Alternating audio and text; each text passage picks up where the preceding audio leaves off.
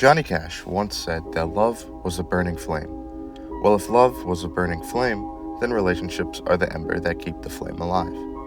Last time I talked about love, I gave the best of my ability to define and understand love. But as this goes on, I want to highlight more about the dynamic between relationships and love. In my humble opinion, there are three core aspects to a relationship: communication, commitment, and growth.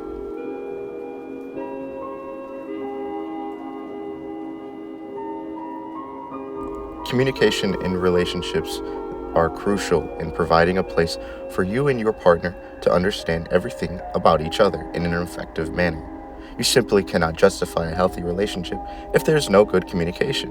But this also goes for the fact that communication needs to be reciprocated through expression of feelings. Expression of feelings help understand one another and get the quirks out of each other. And what do I mean by quirks? Well, there's a really good film that I watched really recently called When Harry Met Sally. And in it, he expresses his feelings and his quirks of how he feels about her. And I think that form of expression and communication go a long way with creating a stable relationship. How about this way? I love that you get cold when it's 71 degrees out. I love that it takes you an hour and a half to order a sandwich. I love that you get a little crinkle above your nose when you're looking at me like I'm nuts. I love that after I spend a day with you, I can still smell your perfume on my clothes. And I love that you are the last person I want to talk to before I go to sleep at night. And it's not because I'm lonely, and it's not because it's New Year's Eve. I came here tonight because when you realize you want to spend the rest of your life with somebody, you want the rest of your life to start as soon as possible.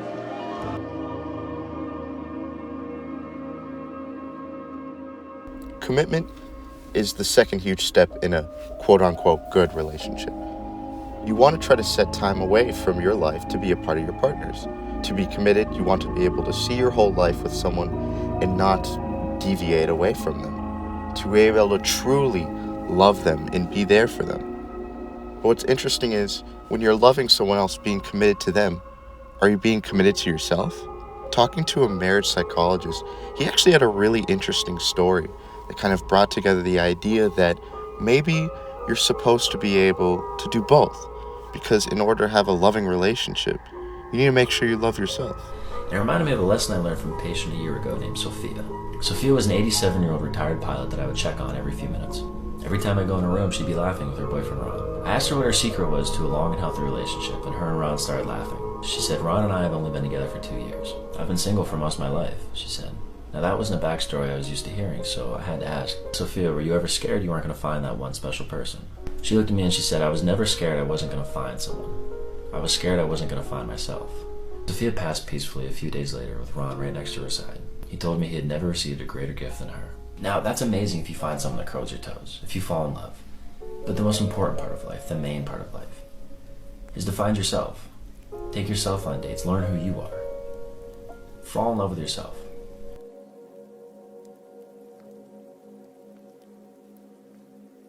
The third is growth, of course. You must be able to grow as a human. Relationships should be something you strive for because you want to better yourself and your partner. It should be a double-edged sword. But knowing that it's a double-edged sword, you have to take the risk with the reward. I actually talked to someone who has a different perspective on love and on relationships. So it's intriguing to see what other people have to say. But just know that relationships aren't the end-all be-all. It's something to help you and others. You're asking the wrong person about love. I found love to be as painful as it was pleasurable, and I just don't want to deal with any of the pain.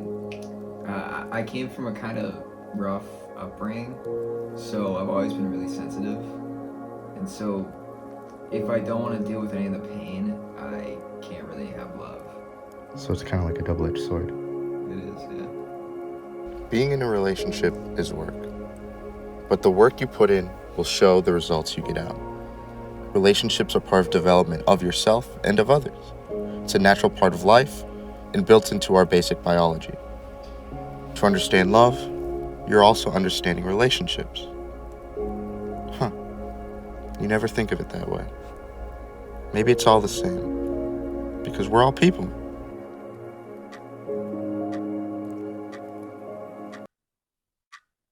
No one is available to take your call. Please leave a message after the tone.